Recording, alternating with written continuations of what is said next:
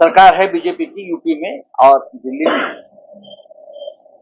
तो मुझे लगता है प्रभु श्री राम को एक तरह से किडनैप कर दिया। तो हम क्या बैठे हैं क्या इनविटेशन का इंतजार करके? जब उनका बीजेपी का प्रोग्राम खत्म हो जाएगा तो हम जाएंगे रामलल्ला का दर्शन करने। बीजेपी कौन होती है रामलल्ला का इनविटेशन देने वाली? भगवान खुद बुलाता है अपने भक्तों को और भक्त खुद पहुंच जाते हैं भगवान के दरबार में। तो ये बीजेपी का 2-3 दिन का जो एक पॉलिटिकल इवेंट है वो खत्म होने के बाद हम जाएंगे भगवान के पास। हमारा रिश्ता है प्रभु श्री राम से। ये जो लोग हैं तो राजनीति करना चाहते हैं या राजनीति कर रहे हैं, उनका ना राम से नाता है ना उनके विचार से नाता है। ये चुनाव का जुमला है। अब उनको कौन रोकेगा? तो जो करना उनको कर दीजिए। तो इन्विटेशन की बात है, आपको आया क्या, आपको नहीं आया क्या, क्या करना है भाई? कौन जाएगा बीजेपी के इस प्रोग्राम को? ये बीजेपी का कार्यक्रम उनको करने को जानबूझ के नजरअंदाज किया गया, क्योंकि सभी का योगदान विकास लगातार कह रहे हैं। जानबूझ के नजरअंदाज मैं ये नहीं कहता हूं, मैं बोला नहीं भारतीय जनता पार्टी का प्रोग्राम है। अपने पार्टी के प्रोग्राम में किसको बुलाना है नहीं बुलाना है उनकी मर्जी है। अयोध्या में जो हो रहा है वो भारतीय जनता पार्टी का कार्यक्रम, वो कोई रामलल्ला के लिए नए कार्यक्रम कर रहे हैं। अगर ऐसा होता तो पूरे देश को निमंत्रण जाता, पूरे देश को बुलाया जाता। लेकिन ये अपने अपने इंडिया के लोग कौन है, अपने चमचे कौन है, अपने ये कौन है, ये देख रहे हैं। भगवान के दरबार में, हिंदू संस्कृति में और संस्कार में ये नहीं होता। तो हम क्या यहाँ बैठे हैं या पवार साहब या और कोई बैठा है क्या इन्विटेशन का इंतजार करते? जाएंगे बात। प्रभु श्री राम सबके हैं, जाना तो है हमको वहां। इसके अलावा राहुल जी की नया भारत नया यात्रा का ऐलान कर दिया गया है। इसी दौरान चुनाव की शुरुआत होगी। आपको लगता है फायदा तो होगा? इसका क्या है टाइमिंग? आपको लग रहा है कि शायद बेहतर हो सकता है? मुझे लगता है अब इसके ऊपर जैसे बीजेपी कोई भी जो अगर कार्यक्रम करती है, जैसे राम मंदिर का है, चुनाव को देखते हुए किया है।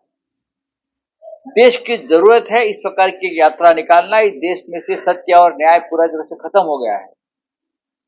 जब राहुल जी ने पहली यात्रा निकाली थी तो भारत जोड़ो यात्रा, भारत जोड़ने का काम किया, लोगों के मन जोड़ने का काम किया, समाज को जोड़ने का काम किया। अब इस देश से संविधान, न्याय, सत्य ये बचाने का काम करना है। और इसीलिए वो संकल्पना लेकर राहुल गांधी भारत न्याय यात्रा पर चल रहे हैं, तो हम उनका स्वागत करेंगे। मैं नहीं मानता हूं कि उनके सामने कोई चुनाव की मंजिल है या और क्या है। बस एक नेता निकला है, लोग उनके साथ चलेंगे। सामना में लिखा गया है कि देश की जो सार्वजनिक संपत्ति है वो एक ही उद्योगपति को दी जा रही है। प्रधानमंत्री के जो मित्र हैं किस तरह से करें? सामना में जो लिखा है वही आप आगे चलाइए। अब छत्तीसगढ़ का जंगल जा रहा है, जंगल तो रहने दो। प्रभु श्री राम को जो वनवास मिला तो जंगल में रहना पड़ा, बाद में वापस अयोध्या में आ गए। अगर फिर एक बार हमको अगर जाना है हमारे संस्कृति के अनुसार जंगल में, तो ईश्वर के लिए तो जंगल बचाइए। हाँ, जंगल में तो प्रभु श्री राम रहे थे, ईश्वर सब पूरे भगवान रहे थे। आप पूरे जंगल भी तोड़कर आप किसी उद्योगपति को दे रहे हो। और आदिवासी जो ये आपके कार्रवाई के खिलाफ छत्तीसगढ़ के जंगलों में, हाँ, हरदेव जंगल में संघर्ष कर रहे हैं, आप उनको तो जेल में डाल रहे हैं। इसलिए तो राहुल गांधी की न्याय यात्रा चल रही है ना, न्याय देने के लिए। तो एक उद्योगपति को पूरा देश, अब जंगल भी, धारावी की झोपड़पट्टी भी, सब कुछ एक व्यक्ति को अगर मिल रहा है या दिया जा रहा है, इसका मतलब आपको समझना चाहिए। एक दिन मुझे लगता है, मुझे बोलना नहीं चाहिए कि अयोध्या का 7/12 वो भी किसी उद्योगपति को दिया जाएगा। हर काम में उनका व्यापार और व्यवहार है। अयोध्या का नाम बदलकर अयोध्या जाम करते थे। महाराष्ट्र में एफडीए नंबर 1 पे आ गई है, फडणवीस का कहना है। क्या है नंबर 1 पर? एफडीए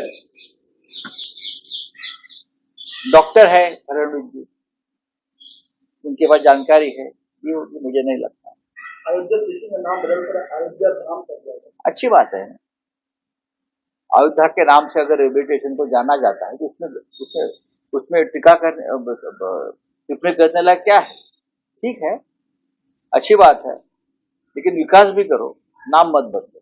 आमंत्रणाचं आता बघायला कोरोना आमंत्रण मिळत आहे, मग शासनाने आधी बघा, आमंत्रणाचं राजकारण या देशात कधी झालं नव्हतं. भारतीय संसदेचं उद्घाटन झालं तेव्हाही हाच प्रकार झाला. भारतीय संसदेचं उद्घाटन झालं नव्या तेव्हाही हाच प्रकार झाला. आता राम मंदिराच्या बाबतीत अयोध्येत हेच सुरू आहे. हे सगळे सोहळे एका पक्षाचे आहेत, हे देशाचे नाहीत, याला राष्ट्रीय स्वरूप नाहीये. अगर इस प्रकार से कोई कार्यक्रम होतात तेव्हा त्याला एक राष्ट्रीय स्वरूप आना चाहिए. ये राष्ट्र को समर्पित है, चाहे देश की नई संसद हो, चाहे अयोध्या का राम मंदिर हो. देश के स्वतंत्रता संग्राम में जिसका इतना भी योगदान नहीं है, जिसे हमारे मराठी में कौड़ी भर बोलते हैं, 4 आने का योगदान नहीं है, वो हिंदुस्तान की संसद का उद्घाटन करेंगे या बनाएंगे? अयोध्या के संघर्ष में जिसका योगदान नहीं है वो आज सबसे आगे है.